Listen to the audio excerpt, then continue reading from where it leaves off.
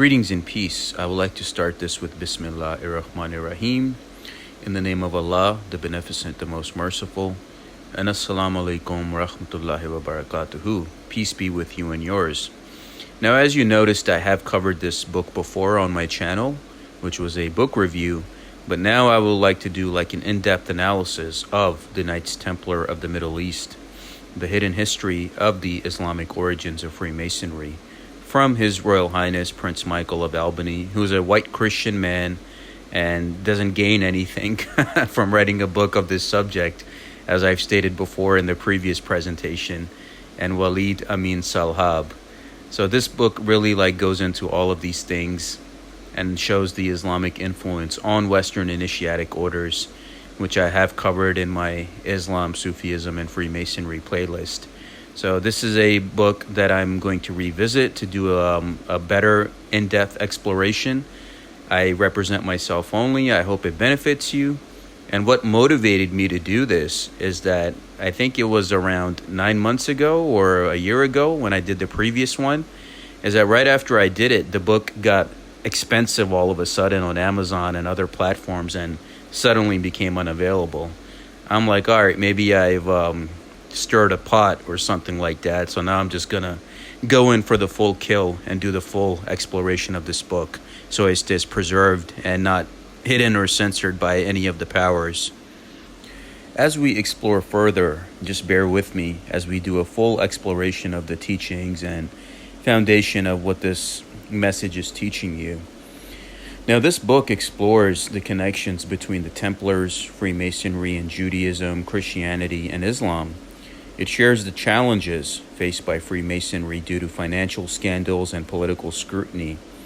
And the authors highlight the historical roots of Freemasonry in Scotland, tracing back to Templars.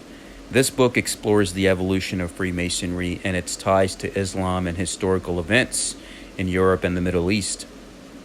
And it basically questions the readiness of the world to accept these hidden historical truths and challenges fundamentalist interpretations of faith and history, urging the seekers of light with open minds to explore these concepts further, as I'm doing right now.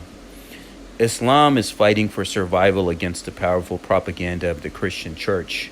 And we're seeing that in America or the West, right? With all of the propaganda, with the movies and TV shows and other agendas, which are always showing Islam in a bad light, which seeks to establish Catholicism as the sole religion, right? The history of Christianity is questioned in this book with doubts about the birth and crucifixion of Jesus Christ, as well as the creation of the Christian church by these individuals who had their hidden motives. The concept of the Pope in Rome was not established until Pope Gregory VII, and there were many anti-popes throughout history. The Gospels were written years after Jesus' death, and Emperor Diocletian destroyed early Christian writings. Christianity gained power with Constantine the Great and the Council of Nicaea, but the faith evolved from its early practices. Now, Rome faces religious challenges in Judea due to monotheistic beliefs. Now, it's like a whole historical narrative that's being built here to get to the point where we're going. Jerusalem is a political battleground with various factions vying for power till this very day. Jesus and Mary Magdalene, descendants of the Hasmonean house, play a key role. The Jewish diaspora, led by the descendants of Jesus, spread throughout the Roman Empire. Paul's teachings at the Council of Jerusalem lead to the development of the Roman Catholic Church. The Church adopts practices from other religions, such as changing Jesus' birth date to December 25, and we see that even Mithraism influences Christian beliefs, including the concept of resurrection. The Church Fathers manipulate beliefs to control the masses. The Christian Church borrowed from pagan religions for control, suppressing free thinking and imposing fear-based faith. The Gnostic Church, with female bishops, taught spiritual beliefs and rejected Rome's authority. The Gnostic movement spread in Africa and Europe with strong lineage tied to historical figures. Asani teachings influenced various Christian traditions, including Islamic prophets. Jacob, also known as James, the second son of Joseph and Mary, settled in Great Britain and became the first bishop of the Christian church. He took on the title and status of his father, Joseph, and his descendants established the Celtic Church in various regions. Church fathers Irenaeus and Tertullian, considered fanatics, played significant roles in shaping Christian doctrines and symbols. Tertullian focused on baptism and other Christian doctrines, while Irenaeus worked to eliminate Gnostic beliefs and establish the Latin cross as a symbol of Christianity. The role of women in the church was defined by St. Thomas Aquinas, St. John Chrysostom, and St. Augustine, who viewed women as inferior. The Council of Constantinople in AD 551, or Common Era 551, marked the Celtic Church as different due to its belief in spiritual reincarnation.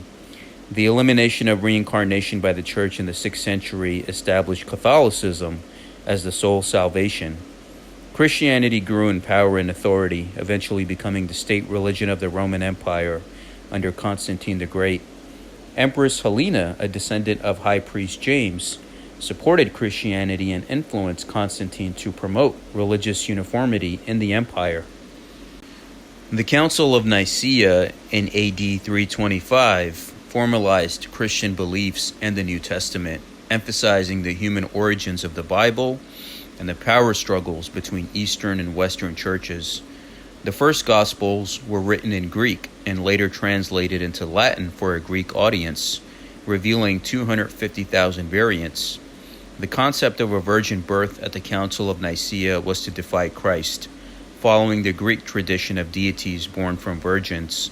The Roman Catholic papacy history reveals a different election process before the concept of cardinals, and December 25th as Christ's birth date was adopted to unify the empire under the Christian faith. Jerusalem's significance to Christians was based on financial gain. Bishop Macarius of Jerusalem, or Macarius, depending on how you pronounce it in your language, aimed to promote Jerusalem as a Christian holy site, leading to the creation of holy sites related to Jesus' ministry by the Empress Helena. Jerusalem's significance to Western Christians grew after the construction of the Church of the Holy Sepulchre by Helena. The idea of selling relics for profits emerged, leading to a pilgrimage boom. The Celtic Church, with ties to Jerusalem and the Middle Eastern Essene churches, challenged Roman Catholic dominance.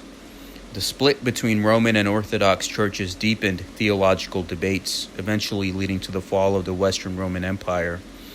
Constantinople emerged as a new center of power, challenging Rome's authority. Rome faced invasions and threats, with Pope Leo I gaining recognition as a powerful figure in protecting the city. The rivalry between Rome and Constantinople continued, shaping the future of Europe. Now, we go to AD 553, which saw Pope John I imprisoned by heretical Theodoric for 10 years, dying in captivity. Rome's decline was worsened by invasions and imperial interference. Popes were kidnapped and mistreated by Byzantine emperors, leading to tensions between Eastern and Western Christianity. The rise of Islam under Prophet Muhammad, peace be upon him, brought a commonality between religions. Mecca's significance in the Bible was highlighted as the Valley of Bakka, shedding light on how and why it's important. Abraham's wives, Sarah and Hagar, plays a role in biblical history. Religious fundamentalism was criticized as going against the teachings of Christ, Solomon, and Muhammad. It is a time for, I think, common sense people to reevaluate the common denominators between these religions and try to find brotherhood with one another. Now, Hagar cried to God for Ishmael, who would be the ancestor of a great nation. Mecca in Saudi Arabia was built by Abraham and Ishmael and linked to the Old Testament. Isaac and Ishmael were well connected with Egyptian and Sumerian ancestry. Mecca, dating back to ancient times, was a center of worship and pilgrimage, housing a black meteorite and the triple goddess idols. The high priests of Mecca were descendants of Ishmael until Banu Quzaz introduced idol worship. The temple is older than Solomon's and has architectural principles representing cube, square, circle, and triangle. The Quraysh family controlled trade routes and made treaties with empires, with Prophet Muhammad being a descendant through Huba and Qusay Zaid. Now, the Prophet's ancestry includes a link to early Christianity through his ancestor Mudar, who married Miriam, the great niece of Jesus Christ. Miriam fled to Arabia following the Judean revolt in AD 132. Muhammad himself was an orphan and was born in AD 574, and he was also a widow's son. Most people do not know that. He belonged to the Christian family of Jesus Christ and received his education from his grandfather. Muhammad had visions from the angel Gabriel urging monotheism and education. He dictated these visions to a Coptic priest, emphasizing a return to the true roots of Christianity. And that was Khadija's cousin, his wife's cousin. The revelations show a lack of understanding in the Christian communities in the East, and Prophet Muhammad believed in a common sense approaching to religion, void of dogmas and focused on integrating rules into a way of life, influenced by the ancient laws of Ma'at, which I have done a presentation on also. As we explore further and build the narrative of the true in-depth analysis of this teaching and book, we explore that the concept of Jesus being God incarnate on earth is rejected and not supported by original sources of the New Testament and from a traditional Jewish perspective. Translating the Quran is challenging due to the nuances in the Arabic language, with Mohammedanism being liberal and tolerant. Mohammedism, promotes socialistic ideals, financial equality, and rejects slavery. Islam accepts Christianity and Judaism as equals, regaining political and historical order in the Middle East. And that's why anytime the Muslims were in power, whether it's in Jerusalem or in Spain or Cordoba and all of these places, there was always peace with Christians and Muslims alike, anyone who was under their rule. Mohammedism improved women's rights and required cleanliness for prayers. Islam was not immediately accepted in Mecca, leading to Muhammad's exile to Medina, before eventually gaining popularity. Muhammad's successors, Abu Bakr and Umar, expanded Islam through jihad. Byzantium acknowledged the Caliphate of the East after losing territories to Islamic conquests. Jerusalem was under Persian rule before being reconquered by the Eastern Emperor Heraclius in AD 629. Umar made a covenant with the Jewish and Christian populations in Jerusalem, guaranteeing their safety and freedom of religion. The Dome of the Rock, built by Caliph Abdul al-Malik in AD 687, introduced Islamic architecture and sacred geometry, influencing later Christian Gothic architecture. The Umayyads established a quasi-hereditary monarchy in Damascus, expanding Islamic influence. Islam was invited, not invaded, into Spain in AD 711 due to persecution of Jews under Catholicism. This invitation led to the establishment of Islamic rule in Spain, challenging the Visigoth rulers and their alliance with the Catholic Church. The Islamic Moors from North Africa helped put Aguila on the throne in Spain, as both regions had been part of the Roman Empire and had a history of trading. Spanish Jews welcomed the Moors as rulers over Catholics. The Islamic hierarchy in Spain was fairer and allowed religious equality for Jews and Christians. The Celtic Church in Spain, with roots from Syria and Alexandria, was left in peace by the Islamic authorities and seen as more acceptable than Catholicism. The Celtic Church's origins challenged the Roman Catholic Church's claim of precedence. Linus, a Celtic Christian, became Bishop of Rome and was not connected to the Essenic Church. Rome tried to discredit the early existence of the Celtic Church, but evidence suggests otherwise. Before Polycarp's martyrdom in AD 155, Irenaeus propagated Roman Catholic concepts like martyrdom, scripture canon, and apostolic succession from bishops recognized by Rome. The early Celtic Church, with roots in Jerusalem, thrived with liberal influences and a unique form of worship. Despite later Roman Catholic influences introduced by St. Augustine in the late 6th century, the Celtic Church maintained its traditions and resisted Roman interference. The Celtic Church's ties to African Christianity influenced its arts and practices. Now, the concept of the Reconquista in Spain was rooted in the Catholic traditions of the Asturias and the Pamplona kingdoms. The Islamic dynasty's power struggle in the Islamic Empire in AD 749 led to the changes in leadership. The Quraysh tribe had various lines related to the Prophet Muhammad. In AD 74, the Umayyad and Abbasid dynasties clashed, with the latter gaining power. The Abbasids eradicated the Umayyads except for Abdul ar-Rahman I, who escaped to Spain. Cordoba, under Islamic rule, flourished as a center of learning and technology, introducing advancements in medicine, astronomy, and architecture to Europe, bringing Europe from darkness to light and the Renaissance period. The use of Arabic numerals and Indian zero facilitated sophisticated calculations. Muslim doctors practiced advanced hygiene, and the three-course meal was introduced to Europe. Cordoba also pioneered the cultivation of rice and sugarcane and the manufacture of paper and printing. Europe's Renaissance period was influenced by translations of Islamic scholarly works.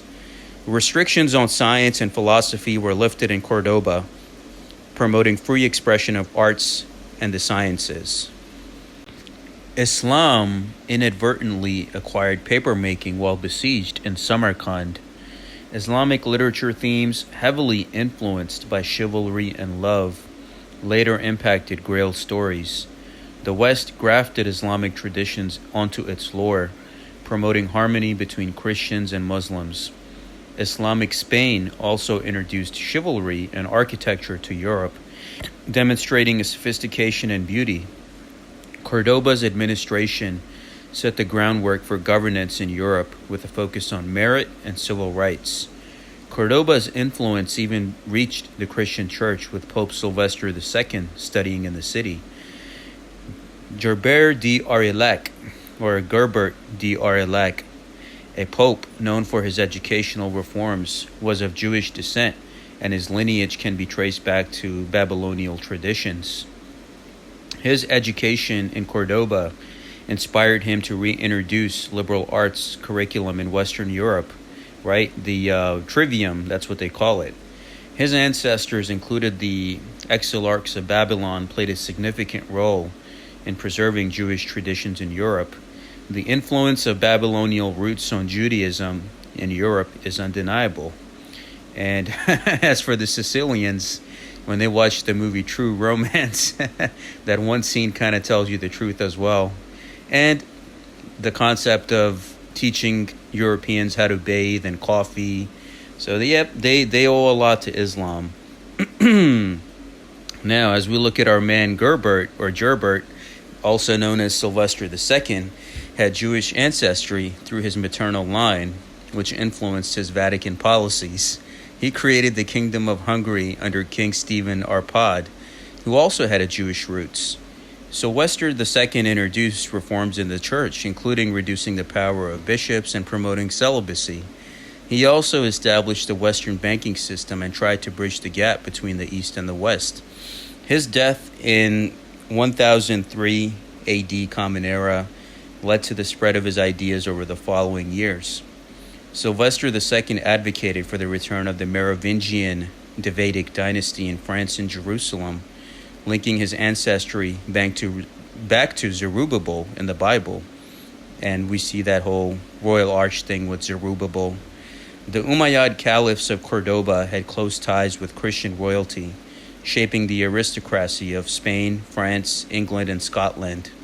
Without these Islamic Christian marriages, many institutions and concepts we have today may not exist. Muslim Spain fragmented after the death of the last Umayyad caliph in 1031 AD Common Era, leading to the expansion of Leon, Castile, and Aragon, and the idea of the First Crusade. The Crusade was a Roman Catholic conspiracy to overthrow the Byzantine Orthodox Church, with Pope Urban II sanctioning the invasion of the Western Roman Empire. The First Crusade aimed to destroy the Greek Orthodox Church by squeezing it between Roman Catholicism and the conquered East. The Normans' greed and the personal agendas of Merovingian and Moorish families prevented the success of the crusade. Byzantine Emperor Alexius I sought help from the West to fight Islamic Turkish aggression. But Western leaders saw an opportunity to colonize the East in the name of Roman Catholicism. The crusade was not a religious mission but a political maneuver by closely related individuals seeking to reclaim territories lost to Islam. The Normans organized the crusade for profit and land expansion through developing direct trades with Syria. Upon arrival in Constantinople, most leaders pledged fealty to Alexius, except for Raymond de Toulouse, who claimed special rights due to his ancestry. Alexius helped the Crusaders defeat the Sultan of Rome, gaining easy access to Asia Minor through diplomacy. The leaders expected Alexius to accompany them to Jerusalem, but he returned home, leaving the campaign in the hands of Raymond de Toulouse. The First Crusade succeeded due to internal disputes in Syria and support from Christian cities. After the capture of Jerusalem, Godefroy de Bouillon was proclaimed the defender of the Holy Sepulchre, declining the crown but accepting the administrative role. Raymond de Toulouse was offered the county of Tripoli as compensation. The Church of the Holy Sepulchre, believed to be the burial site of Jesus, has a complex history of ownership and recognition by different empires and rulers. And of course, it's a Muslim family till this date who's basically has the keys and are the guards of the place. The Church of the Holy Sepulchre was rebuilt by various rulers in the 12th century and mainly dates back to 1810. The actual events of Jesus' death and resurrection are not known, as the Christian church lacked a tradition before the 4th century. Baudin I succeeded in establishing the Crusader kingdom of Jerusalem and faced opposition from the Knights Templar. The Templars were linked to various families, and that's why many of them had special privileges in the crusading kingdoms. Most people don't know that the Templars were not just a militia for protecting pilgrims, but a family affair with ties to powerful figures in the Middle East. Hugues de Payens established Portugal as an independent state through his marriage to Henry of Burgundy and Teresa of Portugal. He ensured peace for Muslims in exchange for land and created a buffer zone to protect Islamic Spain from Christian expansion. His Moorish ancestry and connections to various royal families allowed him to consolidate power. Contrary to some claims, his wife was Elizabeth, not Catherine de St. Clair, and they had one son, Theobald. The de Payens family had a Shia Islamic background rooted in Sufism, a mystical belief seeking direct personal experience of God. Sufism conveys the mysteries of God through poetry. The dervish order reached ecstasy through dancing, and Sufism influenced the Cistercian church and evolved in different ways. The de Payens family had links to the Islamic Ahmadiyya movement. The Templars excavated beneath ancient mosques in Jerusalem, and multiple Judaic priesthoods existed, with the first dating back to Moses. In Jerusalem, the Maccabees dynasty ruled spiritually, from 141 to 37 BCE, or before Common Era. The Second Temple was desecrated by the Romans in 18 BC, but modernized by Herod the Great in 10 BC. The Third Temple was destroyed in AD 131. The Templars found ancient treasures and no foundations for the First Temple. The Dome of the Rock is sacred to Jews, Muslims, and Christians. The Templars allowed Muslims to worship there. Historically, the Templars had early links with Islam. The Templars were Islamic in essence and practice in the Middle East. The Templars were given control of the Dome of the Rock in Jerusalem, with a history that connects them to the Order of the Assassins, Hashashin. They were able to access Mecca by converting to Islam and undergoing circumcision. The Templars discovered a sacred stone in Mecca with a rich history that linked back to Solomon and Jerusalem.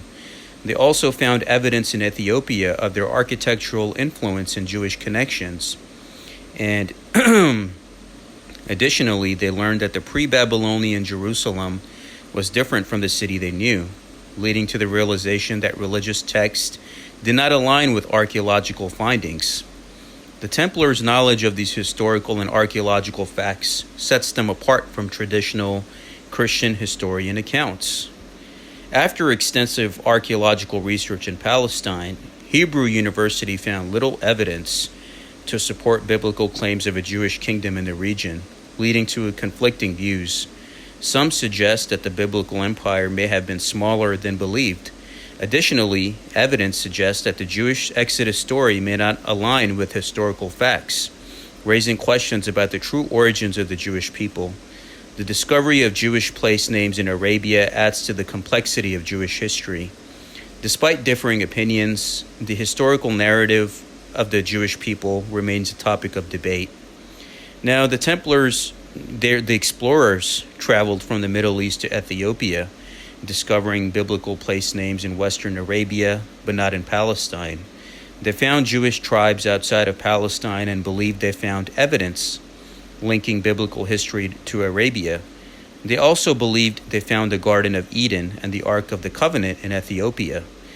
The Templars believed Jerusalem to be in Western Arabia rather than Palestine, based on similarities in place names and historical evidence. Additionally, they found records related to the Essene community and Jesus Christ's lineage, linking them to biblical times. The Templar family set up commandery at Khirbet Qumran in 1142, housing ancient archives from various sources. The Templars utilized the records to acquire wealth, including from Egyptian mines and Jewish tax gold.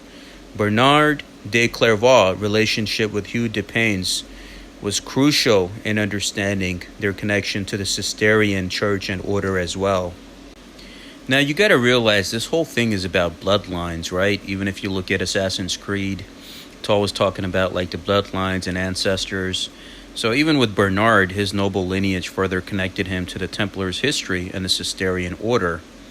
The genealogy of several prominent families, including Bernard de Clairvaux, shows close relations and royal connections. Bernard founded the Cistercian order, influenced by Celtic church and Sufis, translating the Quran and promoting the cult of Mary. The concept of the Rex Duus families, many people pronounce this the Rex Du families or the Rex Dues families, Rexdeus, descended from the Merovingians and the Carolingians.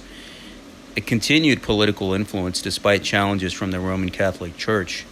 Now, connections with the Capetian and Habsburg houses led to marriages with the French queens, emphasizing the power of women in these alliances.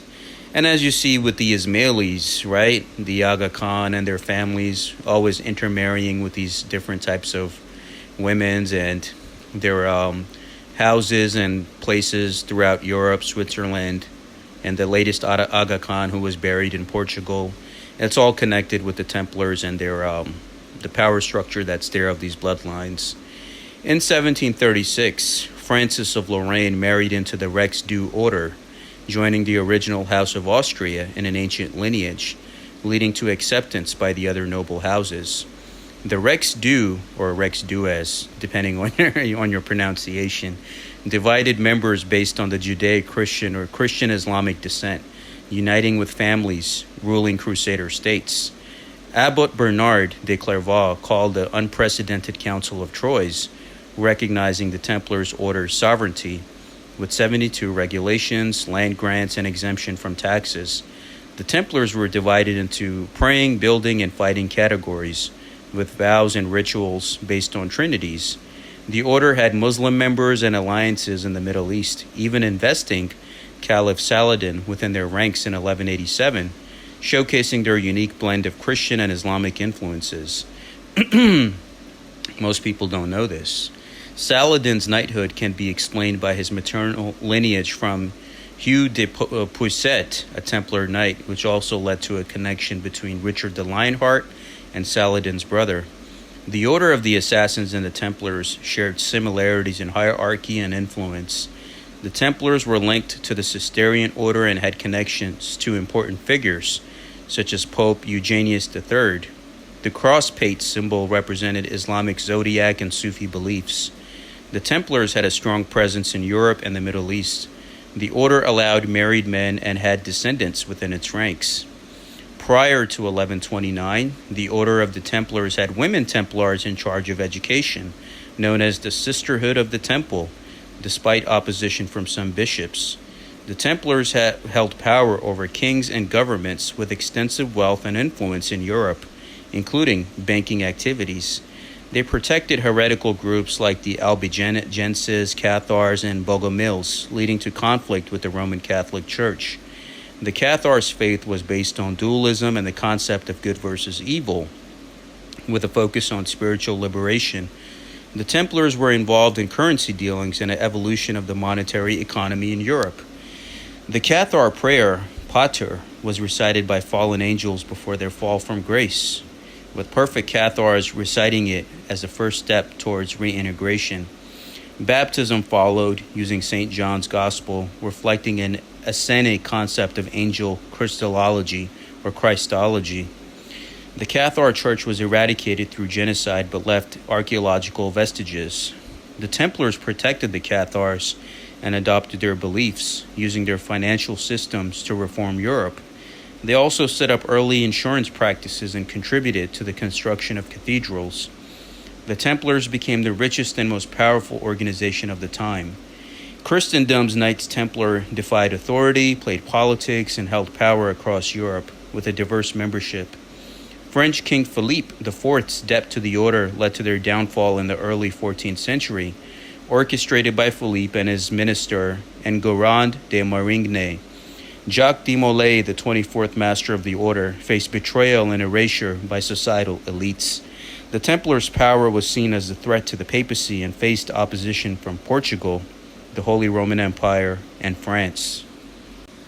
Now, Philippe's manipulation of the papacy led to the downfall of the Templars, who were disbanded in a complex plot involving the removal of Jews from France and the plundering of the Templar treasury. Diaspora Jews in Jerusalem and Cyprus faced threats from Philippe.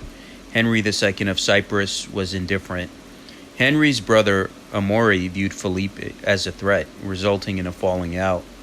Jacques de Molay received an invitation from Pope Clement V to discuss aid to King Leo of Armenia and Cyprus and the idea of uniting orders.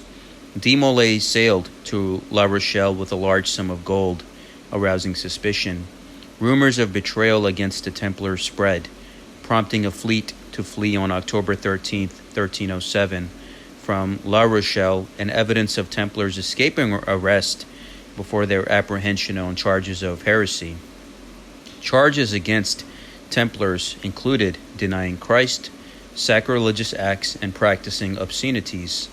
The 72 Templars were arrested, some recanted, others were burned or became monks. De Molay's fate remained uncertain.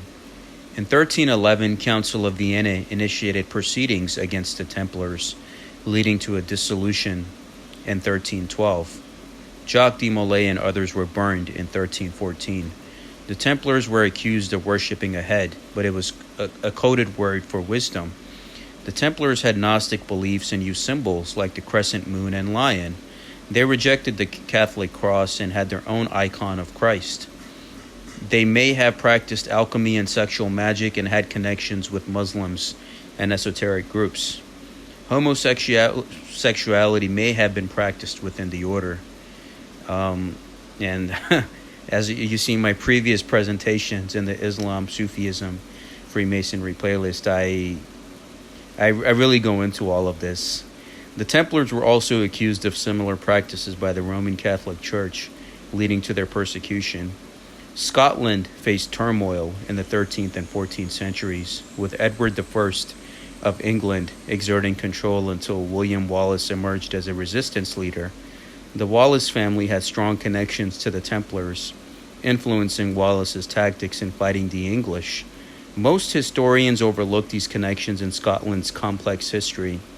William Wallace's loyalty lay with the Stuart family in Scotland, especially with Sir James Stuart, who supported Robert Bruce's claim to the throne. Major Scottish figures, including Wallace, Bruce, and Stuart, were all related. Wallace's victory at the Battle of Stirling Bridge in 1297 led to his appointment as Guardian of Scotland. After Wallace's execution, Robert Bruce succeeded him as a leader. Bruce's coronation in 1306 was met with limited support, mostly from the Highlands. The Templars in France supported Bruce, and in 1307 a fleet carrying the Order's archives sailed to Scotland to aid Bruce. The Templars in Scotland, through a papal bull, could engage excommunicates. Scotland's clergy ignored excommunication, allowing for rituals like marriage to continue. With Templar support, Robert Bruce gained control of Scotland by 1308, with 2/3 under his rule. The Templars, with vast landholdings and revenue, played a significant role in Scotland's history. Their support for Bruce against England was crucial. The Templars' political activities were secretive, enabling them to influence events in Scotland. The relationship between the Templars and the Scottish royal family dates back to the Crusader Kingdom of Jerusalem. The Templars' fleet and presence in Scotland were strategically important. With Templar support, Bruce's successful campaigns led to Scotland's victories, including the Battle of Bannockburn. Bruce became King of Scots. Templars held Scotland gained independence, and the Cathedral of St. Andrews was completed by stone masons associated with the Templars. The Templars survived the events of 1312 and formed new orders like the Order of Christ in Portugal. Templar knights lived in Aragon and Castile until the mid-14th century, continuing their traditions. Jaime II of Aragon founded the Order of Our Lady of Montesa in 1317, choosing a former Templar as its Grand Master. In France, the L'arminius Charter claims Templar leadership passed to L'arminius, but it is believed to be a fraud. The order was reconstituted in 1705 under the French crown by Prince Philippe, Duc d'Orléans. The L'arminius order spread throughout Europe after World War I and split into separate entities by 1978. Internal struggles and infiltration by Asian provocateurs led to its decline. Count Fernando de Souza Fontes claimed the title of Grand Master without election, causing further schisms within the order. Now, the L'arminius order, despite claiming no ties to Freemasonry, fails to understand Templar history. Templars played a crucial role in modernizing Europe and influencing Scottish Templar concepts of liberty and equality. Scotland's unique Templar evolution led to the declaration of Arbroath and a different form of government. After the Templar dissolution, the fate of the Templars in the Middle East remains a mystery, possibly integrating with the Ottoman forces. Templar philosophy remained embedded in European society, especially in Scotland. The Order of St. John did not inherit all Templar properties as believed, and Templar workers formed guilds with secret knowledge and historical allegories. Templars had confreries that acted as their secret services, holding meetings and discussing trade-related matters.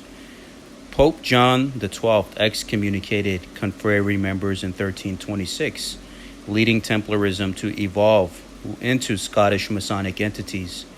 In the same year, King Charles IV of France and Robert Bruce of Scots renewed military treaty, and Bruce had new palaces built by Templar confreries. Templar properties in Scotland were then administered by the Hospitallers. Templar Masonry had 3 branches, each dealing with different motives and themes. Masons played a key role in rebuilding after English invasions in Scotland. Building design and construction had intricate geometric and artistic elements, including rose windows with colorful glass to shield against UV rays. These structures also incorporated Persian alchemical practices to create sacred and spiritual spaces. Catholicism practiced by the Knights Templar involved unique architectural traditions, such as incorporating Pythagorean and Kabbalistic elements into cathedrals like Notre Dame in Paris. The cathedral was built according to specific mathematical proportions and positioned to align with the Tellurian currents. The design included a golden ratio in the rose window and emphasized communication with the divine through the aerodynamic architecture. Freemasonry in Scotland evolved from operative to speculative, with aristocrats joining the craft and influencing architectural designs. The Constitution for Masons in Scotland was ratified by King James VI in 1599, giving the craft new focus.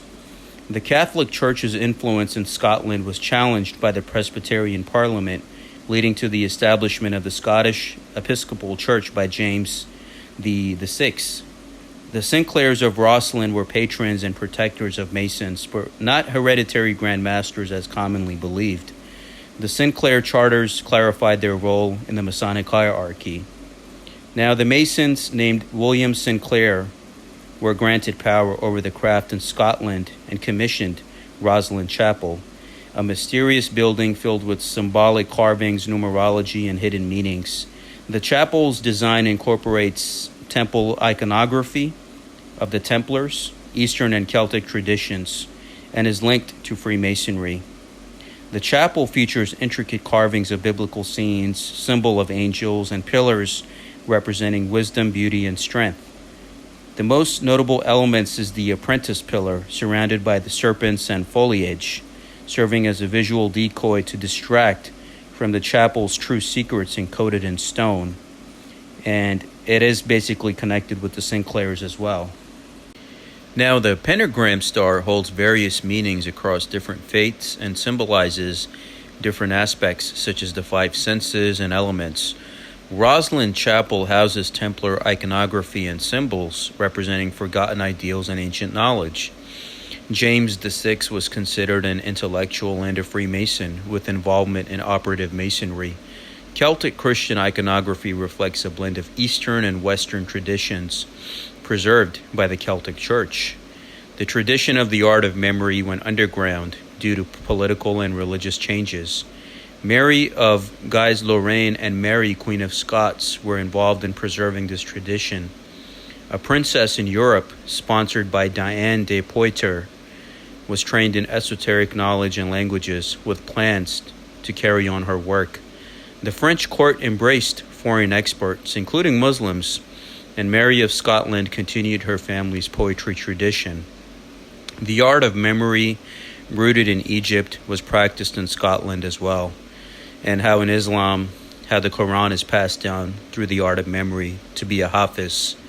Scottish kings had pagan origins, but were initiated into royal rituals, embodying gods and goddesses. The Stuarts, as esoteric initiates, died young but left lasting impacts on Scotland's legal system, military, arts education, and religious landscape. James V granted equal rights to gypsies in Scotland, earning the title King of the Gypsies.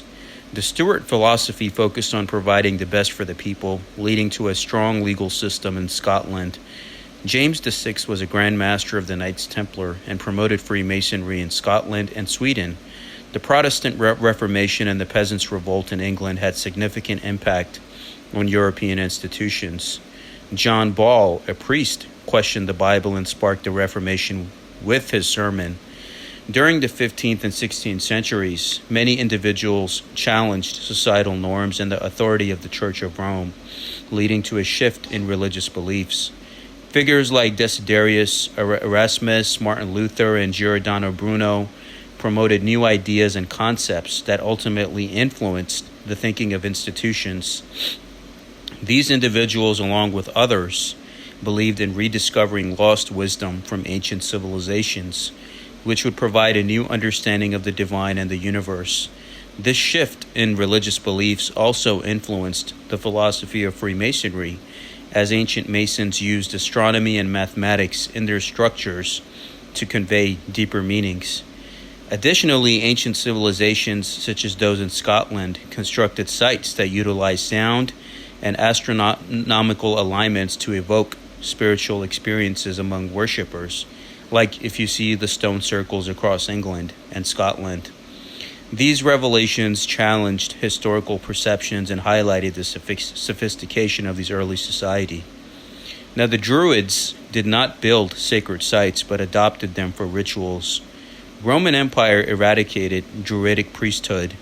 Christian Church imposed dogma on other civilizations, and the Celtic Church settlements built on ancient sites because of the energy and the ley lines. The Cistercian buildings based on sacred geometry, and the thing is that you got to see that if you look the design of a Celtic cross in the Abbey of Melrose, it includes symbolic elements such as a plate with a candle, knives, wood, rope, and cup. The architecture of the abbey, particularly the vaulted ceiling, shows Islamic geometric patterns that link to Templar secrets. Cistercian and Templar orders relate through gravestone designs, showing a stylized cross on 4 steps, which is also found in Islamic symbolism. The lifestyle and architecture works in Scotland during the reigns of the royal houses of Bruce and Stuart were managed by masters of works under royal supervision.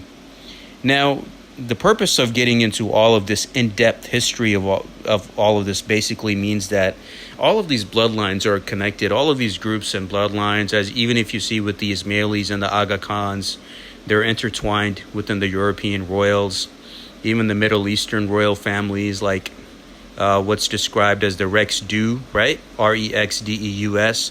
It's all connected to that same power structure and how it's all interconnected with one another.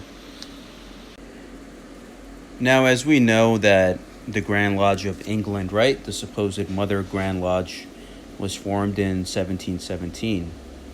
But there are concepts where the Hanoverians infiltrated the Grand Lodge of England. So in its original format, it was okay. But as time went on, the Hanoverians infiltrated the Grand Lodge of England, upsetting its current leadership. The Jacobite attempts to restore the Stuarts are often overlooked, including a failed Scottish restoration in 1718. Despite opposition from the papacy, Masonic lodges supported the Stuarts in Europe. Pope Clemens XII's anti-Masonic bull in 1738 was ineffective as Dominicans and Jesuits ignored it. No surprise there. Freemasonry spread to France, Italy, and beyond, with members from various religious backgrounds supporting the Stuarts' restoration. And Prince Charles Edward Stuart was involved in military campaigns prior to the bull's publication, with Masonic meetings going underground afterwards. So most societies that you know are always in existence. They never really went away. You know what I mean? History books might tell you, oh, he or she or they don't exist anymore. They still do, man. They still do. And the world that you're seeing now is always a fight of influence between these different societies on human progression or regression, depending on how you look at it. But yeah, that's why if you look at Scottish, that debate between Scottish Masonry and English Masonry, if you really look at it, that's why you have the British Royals who, the Grand Master of the Mother Grand Lodge is always a British Royal, which signifies, that control that's always been there. And if you look at Robert Burns, right, a well-known name, a fervent supporter of Scottish sovereignty, used his Masonic connections to spread his ideals through poetry, becoming a threat to the British establishment. And despite the financial obligations to the government, Burns remained true to his principles. The Hanoverian government's efforts to eradicate the Stuarts' tradition culminated in the rise of Sussex as Grand Master, leading to the assimilation of Scottish Freemasonry into the English York Rite. This manipulation of Masonic traditions by the British government symbolized the end of the Jacobite cause and the triumph of the Hanoverian rule. And then, of course, after that, the British and the French used Masonry as a form of colonialism. Now you got to look at all of this in depth and how all of this history is connected with the Templars and the Church and the French, the British, the Scottish. If you understand this history, you'll understand the world that we're dealing with today. Now, this is the head that supposedly the Templars worshipped, the cross found in a Knights Templar church in Anatolia, in Turkey. And if you look at it, now you're not supposed to be doing this. This is an engraven image of the Prophet Muhammad on the cross, right? And this is what that's why the Templars were accused of being undercover Muslims and worshipping Islam in secret, worshipping Muhammad, right? So this is the cross that was found in that Templar church in Turkey. And yep, that is the head that they were worshiping. If you look at the degrees of the Knights Templars and the Ismaili Islamic Hashashin assassins, you see it's a very similar outline, the way that they're both structured. If you look at the Ismailis, you have the Grand Master, or the Prince of the Mountain, the Dais al-Kabir, or the three great viceroys under him, the Dais, or the provincial masters, the Rafiq, the chaplains, right? The Lazik, the military body, the Fadawi, or death-devoted Fadains, or the Batini, or secret brethren affiliates. If you look at the Templars, they have the Grand Master, the three Grand Priors, the provincial prior, the chaplains, the knights, the esquires, the serving brethren, the donato and obligati, and the filiati. Now, there's also, even in the world of Masonry, if you look at some of the Scandinavian countries, they have a strict Christian requirement. So you'll even see that in Freemasonry, where myself as a Muslim, even though I've been through all this stuff, if I go to some of these countries, they have a strict Christian requirement. Now in England recently, they lifted that requirement for the ancient and accepted rite.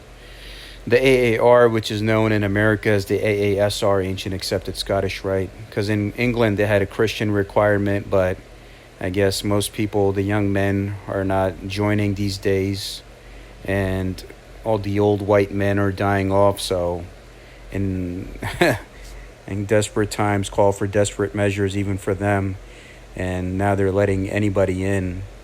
But yeah, that's the way it is like these organizations, they all come from an Eastern origin, and that the East is not given credit. I even see it in the Western societies, and that's the reason why I kind of I'm doing my own thing, and I don't want to be under anyone's control. And I'm happy that way, even with my Islam, Freemasonry, and Sufism playlist. No one was going to do all that, right? I had the motivation to put that stuff out there. And I hoped I helped many people in my life, and those that reach out to me, I'm thankful to you as well. Now, the Arabization of the Knights Templar is that, number one, the charges against them accused them of being crypto-Muslim with worshipping of Baphomet, Muhammad, and the denial of Christ. And of course, they were persecuted on a Friday, which is a holy day for Islam. And that photo I showed you with that cross that was found in that Knights Templar church in Turkey. They made treaties in the Holy Land with Muslims contrary to French interest, and betraying Frankish armies to Muslims during periods of conflicts. Robert of St. Albans, an English Knights Templar who converted to Islam and married Saladin's niece. In the 1270s, the Templar commander in Sidon, Matthew Sauvage, also spelt Sermaj, and the Mamluk ruler of Egypt, Sultan Baybars, were blood brothers. Hugo de Paynes, the co-founders and first Grand Master, was a descendant of Moorish Sufis. His grandfather had initiated him into the Moorish sciences. And if you look at the Pagani family crest of Sicily, you see the three Moorish heads on there as well. So you have all of these ignoramuses in the West who use the Deuce Volt memes, right, of the Templars, basically stating that they're anti-Islam. They were not. There were Muslims within those ranks as well. And the Templars were friendly with Islam. They even allowed the Muslims to worship in the mosque and all of that in between.